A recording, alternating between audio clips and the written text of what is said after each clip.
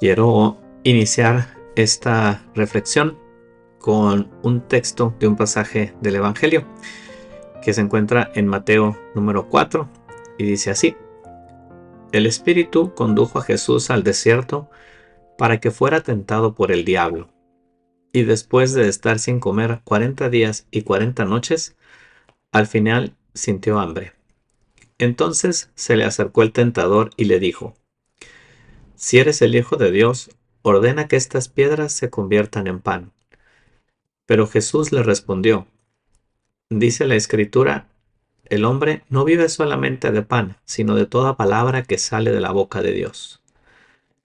Después el diablo lo llevó a la ciudad santa y lo puso en la parte más alta de la muralla del templo, y le dijo: Si eres hijo de Dios, tírate de aquí abajo, pues la Escritura dice: Dios dará órdenes a sus ángeles y te llevarán en sus manos para que tus pies no tropiecen en piedra alguna. Jesús replicó: Dice también la Escritura, no tentarás al Señor tu Dios. A continuación, el diablo lo llevó a un monte muy alto y le mostró todas las naciones del mundo con todas sus grandezas y maravillas, y le dijo: Te daré todo esto si te arrodillas y me adoras. Jesús le dijo: Aléjate, Satanás, porque dice la Escritura, adorarás al Señor tu Dios y a Él solo servirás. Entonces lo dejó el diablo y se le acercaron los ángeles para servirle. Quise comenzar esta reflexión con este evangelio porque es el pórtico de entrada de esta reflexión que quisiera hacer principalmente en el aspecto de entrar al desierto.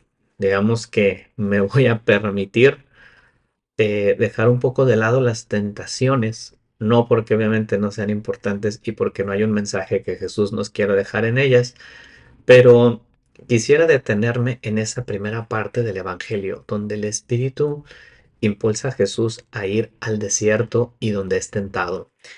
Y, y quisiera pues detenerme ahí porque creo que podemos encontrar de cara a esta cuaresma muchas cosas que nos pueden iluminar y que nos pueden ayudar en nuestra vida cristiana.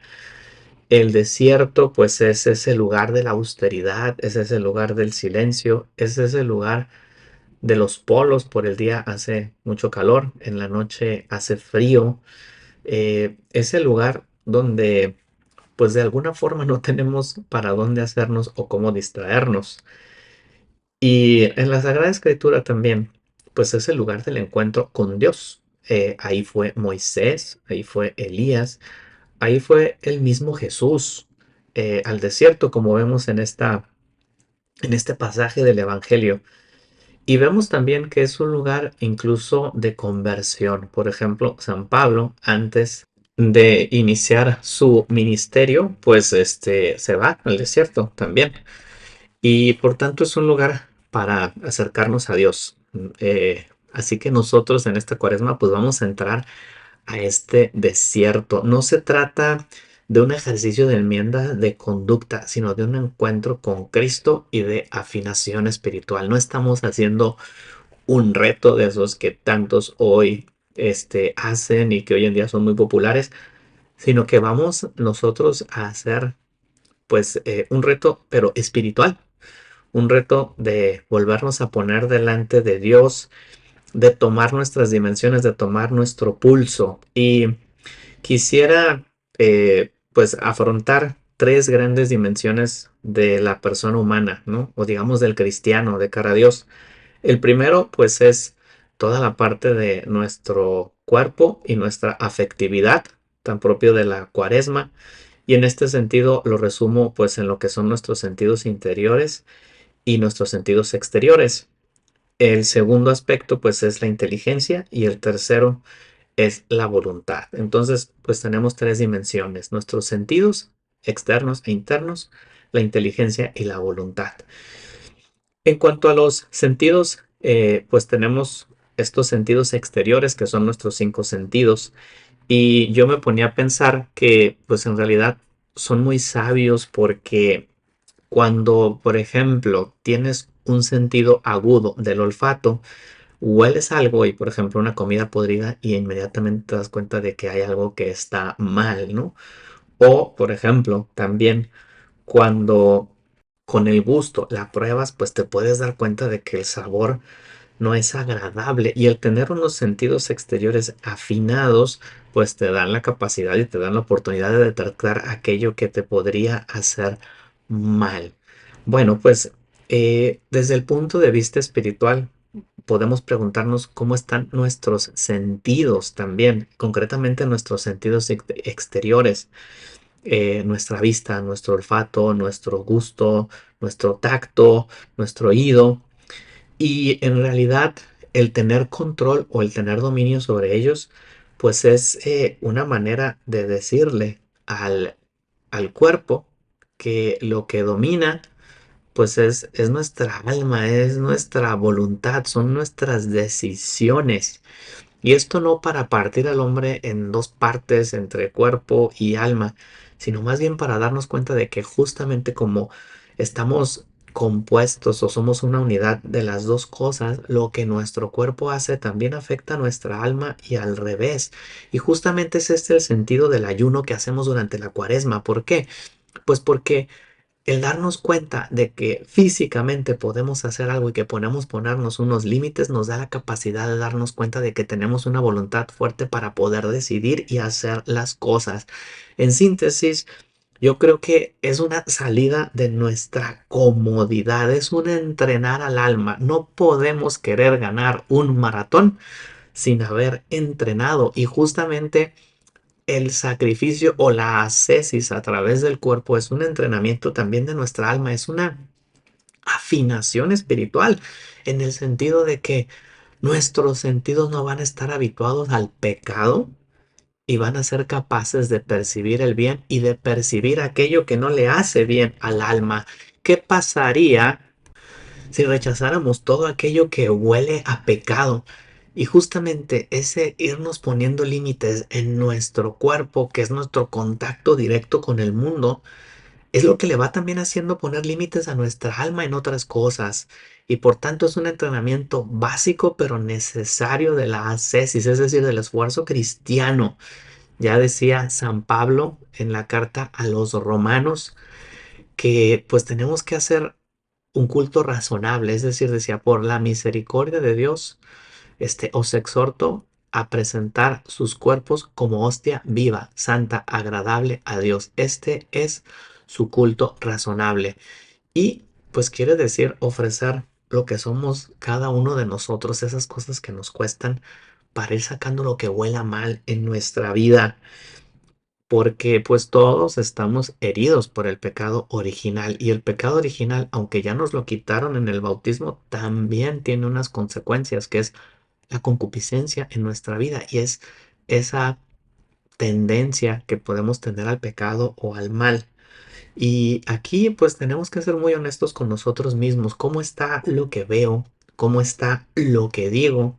¿Cómo está lo que oigo? Es decir, mi curiosidad. ¿Cómo está incluso lo que como? ¿Cómo está el dominio de ti mismo? ¿No? ¿Cuántas veces voy a dejar el cigarro o voy a dejar el alcohol o voy a dejar esta comida durante la cuaresma? Y nos encontramos con que una vez más hemos quebrantado y con que pasó una semana y no tuvimos la suficiente fuerza de voluntad para decirnos que no. Eso debería, yo creo que movernos porque, oye, si no estás siendo capaz de decirte a ti mismo que no en una cosa pequeña, ¿cómo vas a ser capaz de decirte a ti mismo que no en algo que es mucho más grande que eso? Y pues es una invitación a fin de cuentas a llegar a ese dominio de nosotros mismos, eh, a tener una sensibilidad espiritual, llamémosle así. Y después están nuestros sentidos interiores, perdón, que pues son pues la imaginación, la fantasía, el sentido común, la memoria. Y me quisiera yo detener en el tema de la memoria, ¿no? Hay distintos tipos de memoria que podemos tener. Uno es la memoria de los hechos, pues lo que pasó, lo que sucedió. Lo que ciertamente pues no podemos cambiar, y en esto hay cosas que nosotros hemos provocado y hay cosas que nos han pasado, cosas de las que no somos dueños y cosas que padecemos. Y esa es una primera dimensión, no es la más importante. Después viene una dimensión que se refiere al significado de los hechos, incluso dentro del significado de los hechos, a las emociones que puede haber provocado en nosotros, ¿no? Por un lado está, pues, cómo hemos nosotros interpretado lo que pasó. Y después surgen sentimientos como el coraje, como la falta de perdón, como la tristeza y tantos otros. Y después hay una tercera forma de memoria, que es pues la memoria bíblica o la memoria espiritual. Así como hemos hablado de tener una sensibilidad espiritual, pues aquí podemos hablar de tener una memoria espiritual, que quiere decir ver esos hechos y ver incluso lo que pasó por mi corazón, es decir, lo que sentí, los afectos que experimenté y el paso de Dios por nuestra vida. ¿Qué tiene que ver Dios con todo esto? De hecho, cuando uno celebra misa y dice, hagan esto en conmemoración mía, justamente esta palabra conmemoración está haciendo referencia a esta memoria bíblica, es decir, cómo ha estado Dios presente en esto. Y desde mi punto de vista como cristianos, pues esta es la versión correcta o la manera correcta de ver nuestra propia historia, porque si Dios no tiene nada que ver con ella, pues entonces estamos sacando al actor más importante. Y claro, puede haber gente que se pueda sentir con coraje respecto a Dios, puede haber gente que esté enojada con Él, puede haber gente que esté triste, puede haber momentos en los que no los entiendes, pero sí te invito a que te preguntes qué tiene que ver Él con todo esto. Y el darnos cuenta o el asumir la historia de esa forma, pues nos da una responsabilidad en la vida, no de los hechos, porque los hechos, pues, te pueden haber pasado, puedes incluso haber sido víctima de ellos, pero sí de la interpretación que le puedas dar a los hechos. Esas heridas o esos eventos, incluso ese pecado que puedes tener en las páginas de tu vida, pues no te define. No tienes que estar pensando que lo único que eres ante Dios es justamente ese pecado. Y eso nos lleva a ver también a los demás desde esa perspectiva de que sobre todo cuando la gente nos ha herido y nos ha lastimado, podemos verla solamente desde el daño en que nos causó y no desde también pues el papel que Dios puede haber tenido en todo esto. Sí, esas heridas, esos dolores, esos hechos, ese pecado, sí me identifican en cuanto están ahí, pero creo que lo que Dios quiere pues es que saquemos el fruto que está escondido detrás de eso. No eres solo eso, eso es parte, ¿verdad? Y solamente si sabes sacar un fruto bueno de ahí, vas a poder también sacarle fruto pues a esta memoria, o vas a poder vivirla con tranquilidad y con paz. Me pongo a pensar, por ejemplo, en el caso de Moisés y cómo pues fue un hombre rechazado porque tuvo que salir de Egipto por ser un asesino, y antes fue un hombre abandonado porque pues los israelitas estaban obligados y a él lo dejan en el río Nilo, y después el faraón o la hija del faraón lo descubre. Pero ese hombre que fue rechazado y que fue abandonado también después fue el que llevó al pueblo de Israel a su casa y fue el que en el abandono los guió. Es decir, justamente esas dos cosas que le habían pasado a él como heridas, como dolores, pues fueron las que le hicieron una persona capaz después de realizar el plan que Dios tenía sobre él. O me pongo a pensar en el cura de Ars, como pues por culpa de él, uno de sus hermanos se tuvo que ir al servicio militar, y después ahí en la guerra lo matan, y como él no se siente perdonado y se siente culpable por haber provocado esto, y después se convierte en un gran dispensador de misericordia como sacerdote con las confesiones. Ese suceso en su vida después le dio la capacidad de comprender al pecador desde Dios y de verlo también, pues desde esa perspectiva divina. Sacó lo mejor de él. Yo te preguntaría a ti, de todo eso que hay en ti, de tu pecado, de tus heridas, de tus cosas buenas, ¿dónde está Dios? ¿Qué tipo de memoria tienes? ¿Tienes una memoria simplemente humana o sabe sacar el fruto espiritual que puede haber detrás de eso. Necesitamos purificar nuestra memoria para hacerla una memoria espiritual. No todo es malo y quizá no a todos seremos capaces de darle un nuevo sentido, pero sí tenemos que salir de nuestra comodidad, del vivir así como estamos y dar un paso más allá. De eso se trata, pues, el tener esa memoria espiritual. Eventualmente, pues tenemos también nuestra inteligencia, esa inteligencia que está hecha por Dios para captar la verdad, esa verdad de la que tanto habla Jesús en el Evangelio. La verdad los hará libres. O cuando tiene ese diálogo con Pilato que le pregunta qué es la verdad, incluso él mismo llega a decir: yo soy el camino, la verdad y la vida. Nuestra inteligencia pues está hecha precisamente para captar, para entender la verdad. Y creo que tenemos que preguntarnos qué tan abiertos estamos o si de verdad queremos encontrar la verdad. Porque a veces podemos caer en el error de querer encontrar la verdad, por ejemplo, alejándonos de Dios. El otro día me encontraba con una persona que, pues bueno, pues la estaba invitando a participar en una actividad, pero bueno, me decía que ya no creía tanto, que ya no le llamaba tanto la atención y que como ya no le llamaba tanto la atención, pues entonces había dejado de participar en las actividades que organizábamos o en la iglesia y que ya pues dejaba de ir a misa. Y yo decía, oye, ¿esto es un sincero querer encontrar respuestas? O la respuesta más fácil y más cómoda, es decir, la que no nos molesta, es aquella de mejor poner el problema de lado y simplemente no ponerle atención. Y de ahí, pues hay un paso a comenzar con nuestras justificaciones espirituales, ¿no? Y es que pues los sacerdotes son así, y es que la iglesia hace esto, y es que está lleno de una bola de incoherentes, y es que Dios no me concedió esto que le estaba pidiendo, y es que todo esto se trata de puro fanatismo. Y empezamos a culpar o a poner la responsabilidad de nuestra salvación eterna en otros, o no queremos encontrar esa verdad porque no queremos encontrarnos con nosotros mismos de alguna forma. Y haciendo referencia a lo que mencionábamos antes, en lugar de querer encontrar el papel de Dios en todo esto, simplemente lo sacamos de la jugada y no queremos escuchar la verdad. ¿Quieres escuchar a ese Dios que te quiere hablar, que te quiere decir cuál es la verdad, o simplemente quieres un mundo y una fe a tu medida? Y yo creo que podemos también tener en nuestro corazón esos patrones, ¿no? De estar buscando una fe que no nos moleste, una fe que no nos haga salir de nuestra comodidad, una fe que sea como nosotros la pensamos, pero no como es. En el libro de los ejercicios espirituales, San Ignacio de Loyola, en el número 333, justamente habla de examinar los pensamientos y del fruto que pueden traer esos pensamientos. Y me llamaban la atención porque los pensamientos, a fin de cuentas, nos llevan también después a decisiones. Y él decía: ¿cuál es el fruto de tus pensamientos?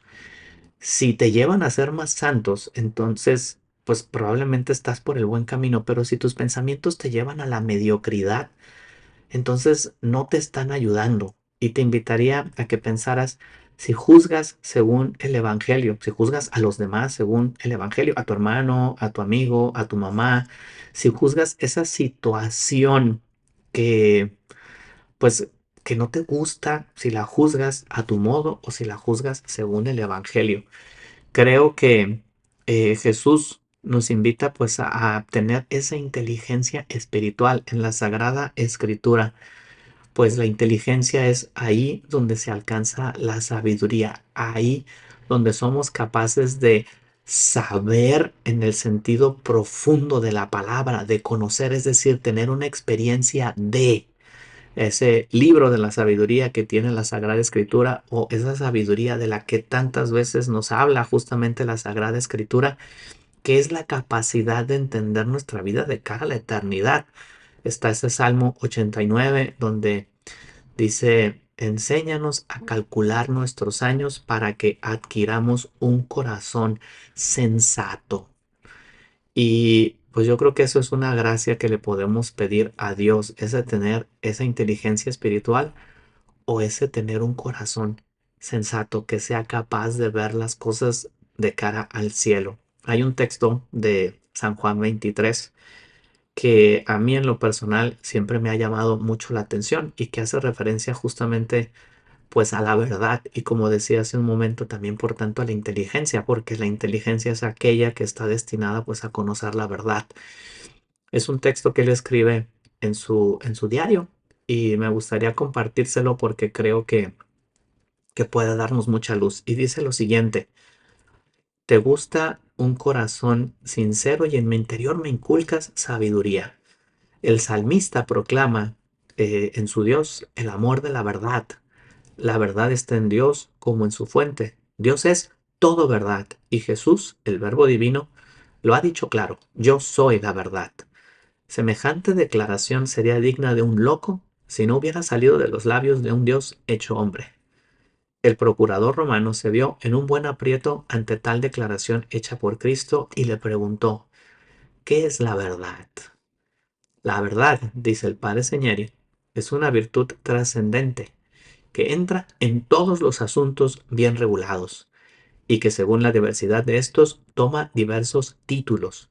En las escuelas se llama ciencia, en el hablar veracidad, en las costumbres pureza, en la conversación sinceridad, en el obrar rectitud, en el contratar lealtad, en el aconsejar libertad, en el cumplir las promesas fidelidad. En los tribunales tiene el sublime título de justicia. Esta es la verdad del Señor que permanece para siempre. Creo que este texto nos invita a preguntarnos por nuestra verdad, ¿no? O en qué nos puede faltar verdad para, para poder así, pues, integrarla a nuestra vida. En síntesis, pues es una invitación también de Dios a tener esa inteligencia espiritual y no solamente humana. E igualmente, pues, a salir de nuestra comodidad y a ir adelante. Pues finalmente, y una última dimensión que es la más importante, pues es la dimensión de nuestra voluntad. Nuestra voluntad pues está hecha para querer el bien. Digamos que la inteligencia son como los ojos que descubren la verdad, pero la que la persigue, la que la atrapa, la que la busca incesantemente porque es lo que está dentro de su naturaleza, pues es nuestra voluntad, es aquella facultad que quiere el bien. Y en la Sagrada Escritura, yo creo que se ejemplifica mucho con el corazón, porque el corazón es la sede de las decisiones, así como vemos que en algunos otros pasajes hay otras partes del cuerpo que se identifican con otra virtud, por ejemplo, cuando Dios se dice que tiene entrañas de misericordia, pues así también cuando se habla del corazón, se habla como el lugar donde toman lugar las decisiones. Ese es el concepto bíblico y en realidad la voluntad justamente pues está enfocada en lo que son las decisiones, que a fin de cuentas es pues es lo más importante en nuestra vida, ¿no? Es lo que nos va haciendo actuar de una forma o de otra, pero nos va haciendo actuar de una forma o de otra porque queremos de una forma o de otra. Queremos verdaderamente el bien. Eh, yo me ponía a pensar, y obviamente conmigo mismo, ¿no? Pero a lo que hacía referencia al inicio con el tema de los propósitos cuaresmales. ¿Cuántas veces decimos que vamos a hacer algo, que voy a dejar de tomar alcohol, o que voy a dejar el cigarro, o que voy a dejar de tomar soda o refresco, y de repente nos encontramos con que no pudimos? Y a veces son cosas sencillas, pero que nos hacen ver que nuestra voluntad pues no está fuerte, está quebrantada, ¿no? A veces esa capacidad que tenemos de comprometernos no la ejercitamos porque nos da miedo, porque en el fondo asumir un compromiso pensamos que nos ata, que nos quita libertad, que nos quita espontaneidad, pero en el fondo lo que está haciendo pues es quitarnos una identidad y quitarle a la voluntad la fuerza de querer lo bueno. Yo creo que hoy al corazón, que es la sede de es la sede de las decisiones, a nuestra voluntad, pues le tenemos que meter ideales grandes, le tenemos que meter ideales que valgan. Se los hemos arrebatado. A veces nuestro ideal es el fin de semana o a veces nuestro ideal es una meta para un día o simplemente, pues como decía hace un momento, no voy a dejar el cigarro. Y oye, tu alma está hecha para mucho más. Tu alma está hecha no simplemente para la mediocridad, sino para de verdad darle gloria a Dios y para que a través de tus decisiones y de tu vida también puedas ir extendiendo el reino de Cristo. Y es verdad, todos, como decía San Pablo, experimentamos ese tirón o esa fuerza que nos lleva al mal. Como decía al inicio, también tenemos la concupiscencia y fuimos víctimas del pecado original. Y esa concupiscencia que dejó nuestra voluntad debilitada y que nos hace ir de alguna forma desviándonos, ¿no? Como un carro que no está bien alineado y que poquito a poco el volante te empieza a llevar de lado, pues así estamos nosotros y necesitamos estar constantemente agarrando el volante de nuestra vida y volviendo a ponerlo en su lugar. San Pablo decía, no hago el bien que quiero y hago el mal que no quiero. Y pues así estamos con ese tironeo de nuestra sensibilidad, de nuestra inteligencia, de nuestra memoria, que nos quieren llevar a tomar decisiones que nos alejen de Dios. Y pues hay una cosa que últimamente también a mí en lo personal pues me ha llamado mucho la atención y es, pues yo le puse así, la mediocridad espiritual en la que podemos estar viviendo, o que los padres de la iglesia también llamaban asedia, ese no querer plantearse ser santos, ni siquiera tomarlo como algo que de verdad podría pasar en mi vida. O pues llevar una vida espiritual mediocre, a medias, donde el mayor reto de tu vida espiritual es levantarte para ir a misa el domingo y ojalá que no se te interponga nada y que tengas ganas. Oye, qué, qué voluntad hay ahí, qué fuerza, qué ideales. Santo Tomás de Aquino describía justamente esta asedia como la tristeza por el bien espiritual, una especie de falta de garra, de falta de ganas, de falta de anhelos. Y sin duda, pues hay que devolverle al alma los grandes anhelos, que en realidad pues son para los que está hecho nuestro corazón. Como decía San Agustín, nos hiciste Señor para ti e inquieto está nuestro corazón hasta que descanse en ti. En fin, pues me lleva a preguntarnos cómo hacerle para encender esa garra o ese fuego en el alma, ¿no? ¿Quiero realmente lo bueno? ¿Eso es el anhelo que tiene mi corazón? ¿O simplemente quiero aquello que me haga pasar el rato? ¿Quiero lo mejor o quiero simplemente lo que es fácil? ¿Cómo está nuestra voluntad? San Ignacio de Loyola decía que el amor está más en las obras que en las palabras.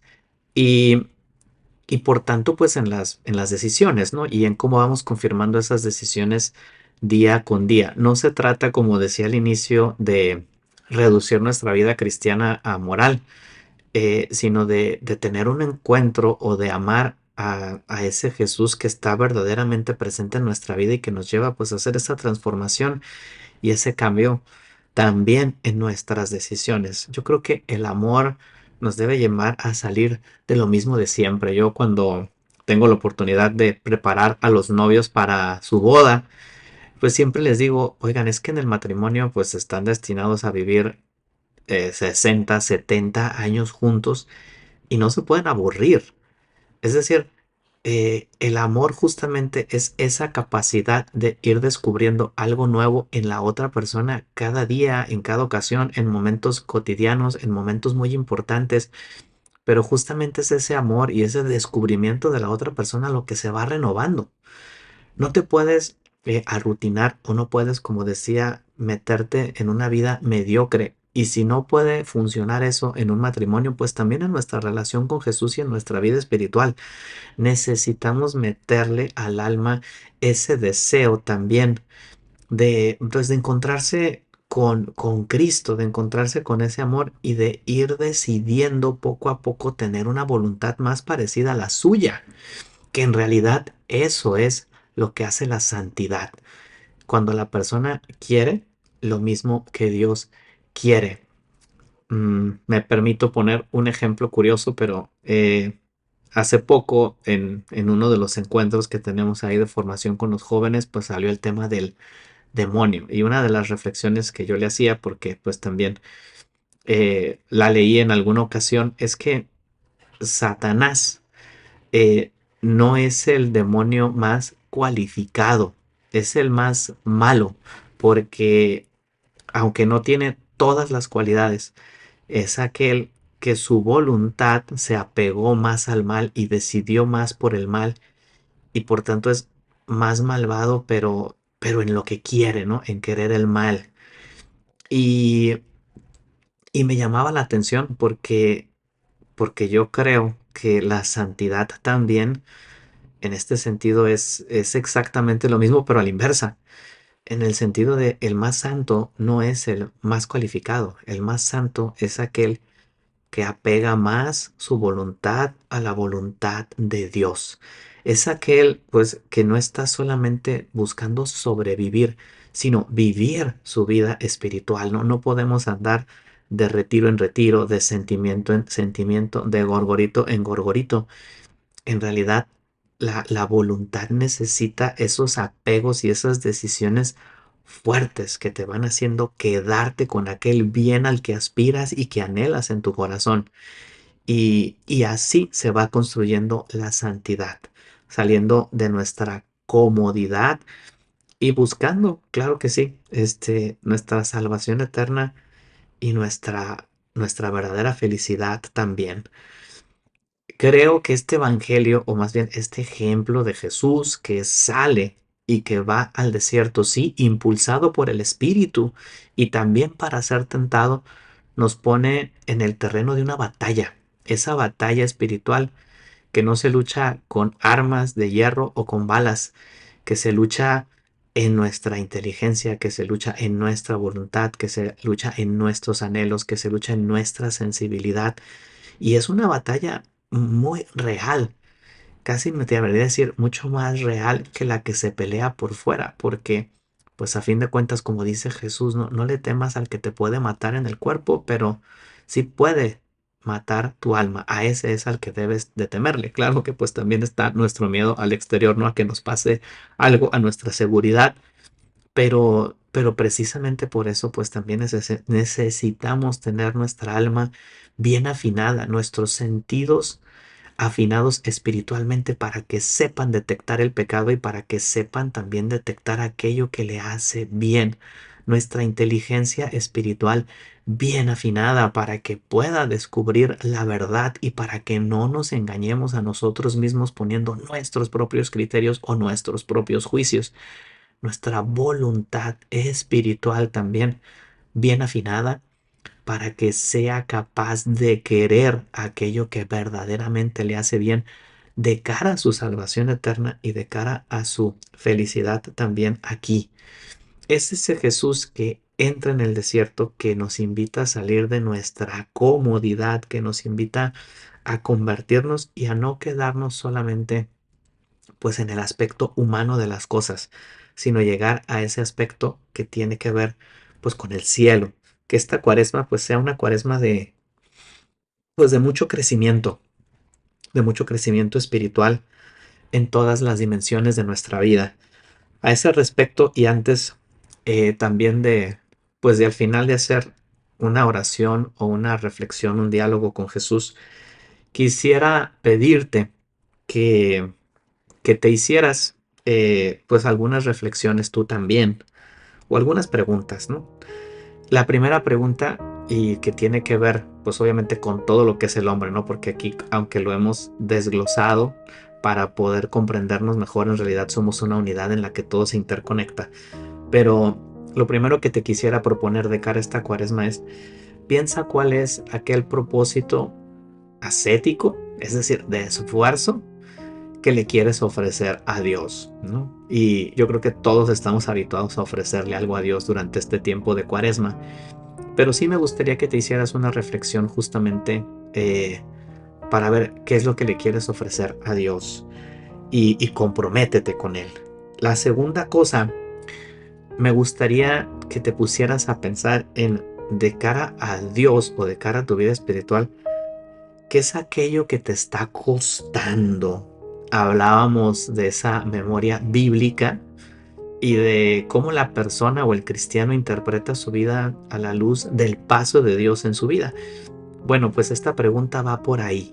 Si la primera iba quizá más enfocada en el tema de la sensibilidad y de ese esfuerzo espiritual, esta segunda va un poco más a lo interior, que es aquello que te está costando entender desde el punto de vista de Dios. Porque creo que ahí te puedes jugar mucho del diálogo que puedes tener con Él y de tratar de encontrar esa verdad de ti mismo. Entonces, pues pregúntatelo. Y en tercer lugar, que encomiendes en tu oración alguna decisión importante que haya ahora en tu vida, independientemente de la situación en la que estés. Seguramente todos tenemos proyectos que nos ilusionan o situaciones que hay que resolver o cosas que nos entristecen, pero que no son las de todos los días, ¿no? No es un breve enojo, no es una breve desilusión, no es una cosa mala que te pasó, es algo que quizá ya es, llamémosle más crónico, si se puede decir así, o cosas que simplemente necesitamos platicar con Dios y que necesitamos una respuesta y necesitamos tomar una decisión. Y en este sentido, justamente te invito a que lo encomiendes. ¿Por qué? Porque creo que en la oración tu inteligencia se va a abrir precisamente a la verdad de Dios, a ese orar desapegadamente y a preguntarle a Dios cuál es su voluntad. Y de ahí también, de ese contacto con Él, pues vas a sacar la fuerza y la disposición para afrontar y para decir, oye, aquí quiero estar y esta decisión que tomé delante de Dios de cara a mi santidad la quiero mantener. Esta persona que todavía no sé cómo perdonar, pues quiero pedirle a Dios que me dé la fuerza para perdonarla. O este pecado que yo todavía no me perdono a mí mismo, pues quiero verlo a la luz de Dios y tomar una decisión ya de alejarme de él y de olvidarlo de mi vida.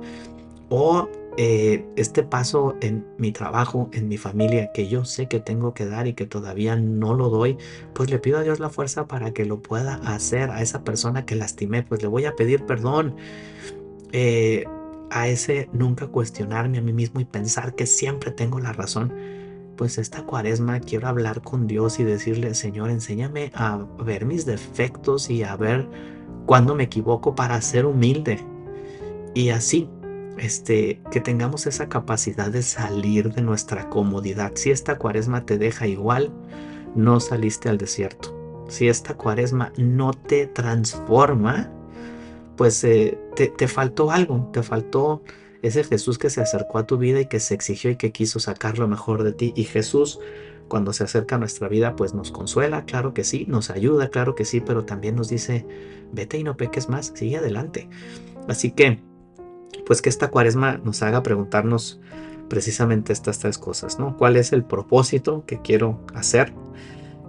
¿Cuál es aquella cosa que me está costando ver a los ojos de Dios?